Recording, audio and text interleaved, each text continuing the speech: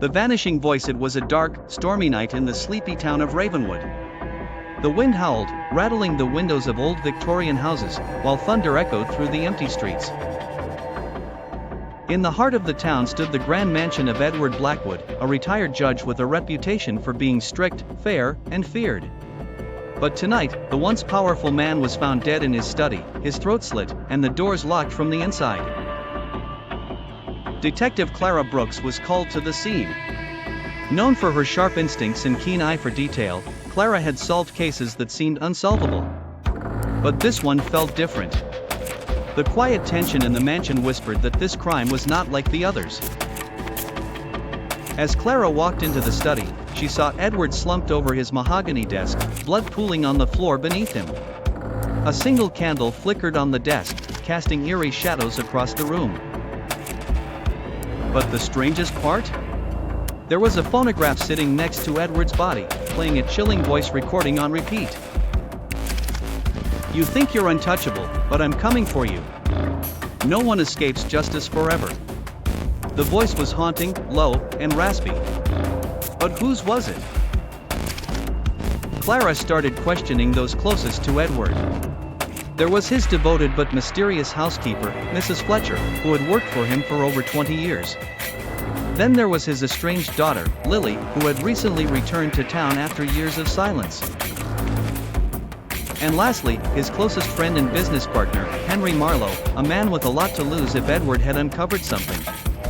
Mrs. Fletcher, pale and trembling, claimed she had heard nothing the night of the murder. "The storm was so loud, Detective. I couldn't hear anything over the wind. But Mr. Blackwood, he was a hard man. He had enemies." Lily, Edward's daughter, was a stark contrast to her father. Young, vibrant, and clearly conflicted, she seemed both relieved and upset by his death. "He was never there for me," she said, her voice trembling. "But I didn't want him dead." Henry, on the other hand, was calm, almost too calm. "Edward and I had our disagreements, but I had no reason to harm him. We were friends for over 3 decades, he insisted." As Clara examined the phonograph, she noticed something odd. The record wasn't old. In fact, it looked brand new.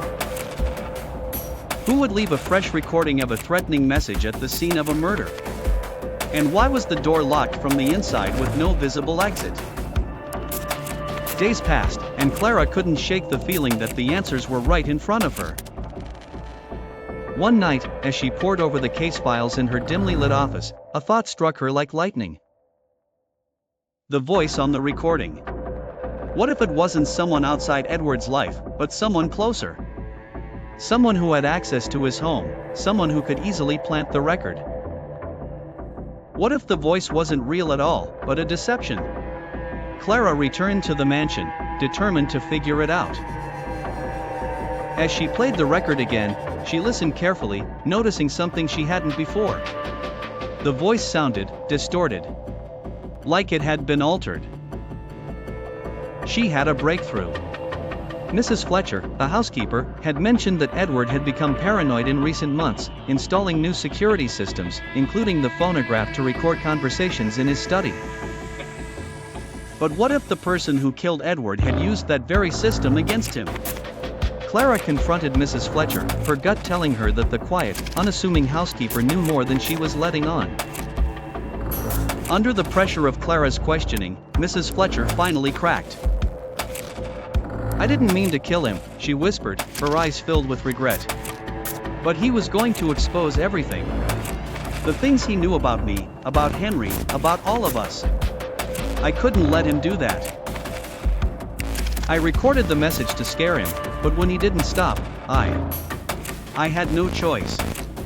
Clara pieced together the rest of the puzzle. Mrs. Fletcher had altered her voice on the recording, making it sound like a threat from someone else. She knew Edward's routines, knew his vulnerabilities, and waited for the perfect moment. After the storm began, she killed him, locked the door from the inside, and escaped through a hidden passage she had known about for years. In the end, the truth came out.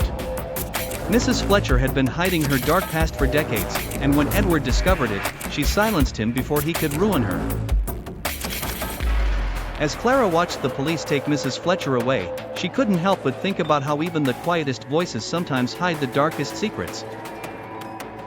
The storm outside had calmed, but the mystery of Ravenwood would linger in the minds of the townsfolk for years to come. And as for Clara, the case of the vanishing voice was one she would never forget. The vanishing voice. It was a dark, stormy night in the sleepy town of Ravenwood. Don't forget to like, subscribe, and share if you enjoyed the story. Stay tuned for more thrilling mysteries and dark secrets unraveling soon.